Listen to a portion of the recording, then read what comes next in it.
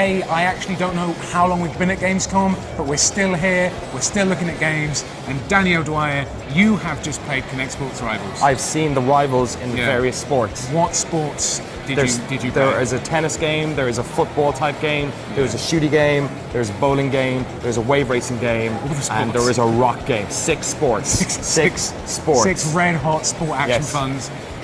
So Kinect Sports Rivals is basically kind of taking all of the Xbox One's unique selling points and combining them into. I sound like I'm a publisher. Please tell me more.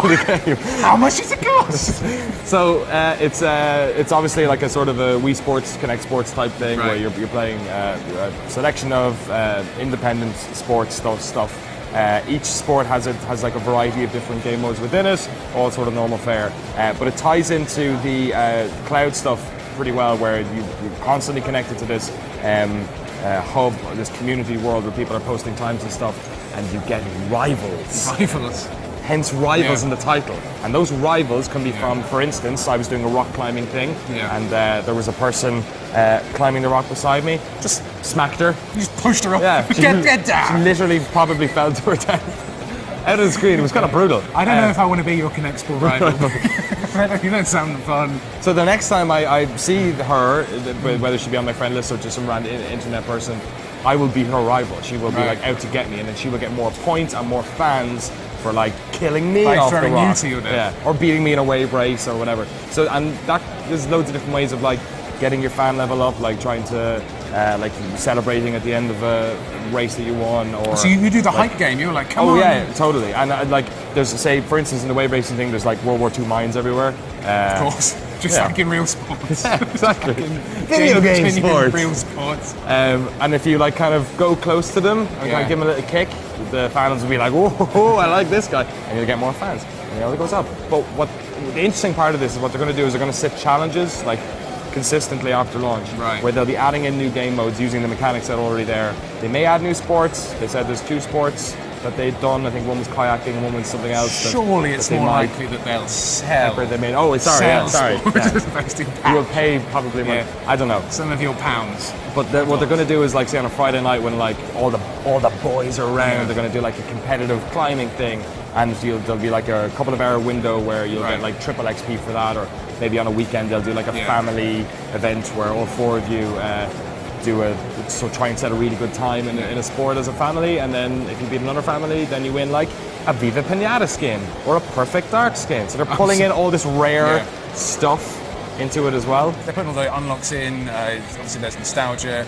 Are they doing this to send a message to Microsoft? Are they trying to gauge interest for new Rare games here, do you think? Yeah, Simon inside was saying, like, you know, obviously we want to make a new Viva Pinata game, we want to make a new Perfect Dark, we want to make a new Banjo, we want to make a new Crap by the Ghoulies.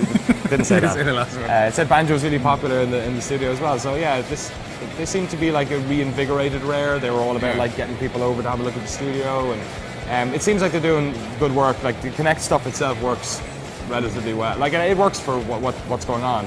Like I was tilting, it could tell my throttle hand was closed or open, and it had this big green square in the middle of the room which we were standing in because it was quite a large room.